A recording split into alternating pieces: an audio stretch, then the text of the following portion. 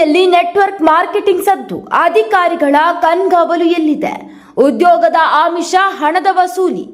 ತೀರ್ಥಹಳ್ಳಿಯಲ್ಲಿ ಏನಿದು network marketing ಕತೆ?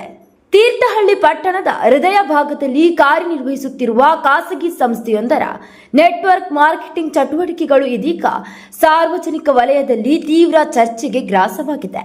ಉತ್ತರ ಕರ್ನಾಟಕ ಸೇರಿದಂತೆ ರಾಜ್ಯದ ವಿವಿಧ ಭಾಗಗಳಿಂದ ಉದ್ಯೋಗ ಅರಸಿ ಆಗಮಿಸುವ ಯುವಕ ಯುವತಿಯರನ್ನೇ ಗುರಿಯಾಗಿಸಿಕೊಂಡು ನೇಮಕಾತಿ ಹಾಗೂ ಸದಸ್ಯತ್ವ ಆಧಾರಿತ ಚಟುವಟಿಕೆಗಳು ನಡೆಯುತ್ತಿವೆ ಎಂಬ ಆರೋಪಗಳು ಕೇಳಿಬರುತ್ತಿವೆ.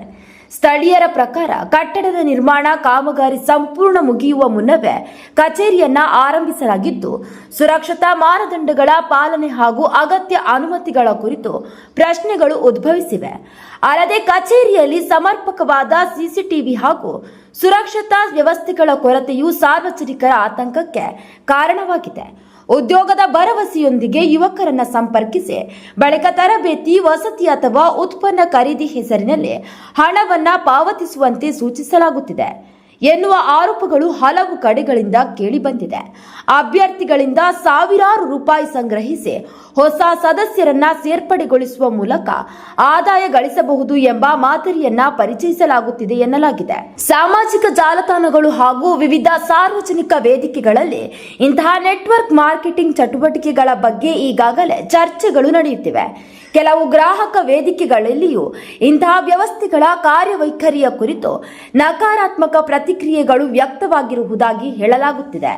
ಸ್ಥಳೀಯರ ಅಭಿಪ್ರಾಯದಂತೆ ಇಂತಹ ಚಟುವಟಿಕೆಗಳು ನಿಯಂತ್ರಣವಿಲ್ಲದೆ ಮುಂದುವರಿದರೆ ಮುಂದೆ ತೀರ್ಥಹಳ್ಳಿಯ ಹೆಸರಿಗೆ ಧಕ್ಕೆ ಉಂಟಾಗುವ ಸಾಧ್ಯತೆ ಇದೆ.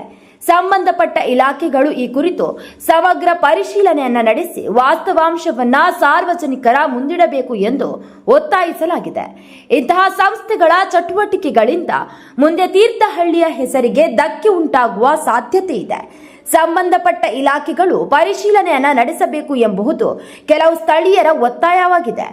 ಅಧಿಕಾರಿಗಳತ್ತ ಸಾರ್ವಜನಿಕರ ಪ್ರಶ್ನೆ: ಪಟ್ಟಣ ಪಂಚಾಯಿತಿ, ಕಾರ್ಮಿಕ ಇಲಾಖೆ ಹಾಗೂ ಪೊಲೀಸ್ ಇಲಾಖೆ ಈ ಚಟುವಟಿಕೆಗಳ ಕುರಿತು ಪರಿಶೀಲನೆಯನ್ನ ನಡೆಸಿದೆಯೇ? ಉದ್ಯೋಗದ ಹೆಸರಿನಲ್ಲಿ ಹಣವನ್ನ ಸಂಗ್ರಹಿಸಲಾಗುತ್ತಿದೆಯೇ? ಸಂಸ್ಥೆಗಳು ಅಗತ್ಯ ಕಾನೂನುಬದ್ಧ ಅನುಮತಿಗಳೊಂದಿಗೆ ಕಾರ್ಯನಿರ್ವಹಿಸುತ್ತಿವೆಯೇ ಎಂಬ ಪ್ರಶ್ನೆಗಳು ಸಾರ್ವಜನಿಕ ವಲಯದಲ್ಲಿ ಕೇಳಿಬರುತ್ತಿವೆ. ಈ ಎಲ್ಲ ಆರೋಪಗಳ ಸತ್ಯಾಸತ್ಯತೆಯ ಬಗ್ಗೆ ಸಂಬಂಧಪಟ್ಟ ಇಲಾಖೆಗಳು ತನಿಖೆಯನ್ನ ನಡೆಸಿ ಸ್ಪಷ್ಟತೆಯನ್ನ ನೀಡಬೇಕು ಎಂಬುದು ಸಾರ್ವಜನಿಕರು ಆಗ್ರಹಿಸಿದ್ದಾರೆ. ಮೀಡಿಯಾ 9 ಕನ್ನಡ ನಿರ್ಭೀತಿಯಿಂದ ನಿಮ್ಮ ಜೊತೆಗಾರ.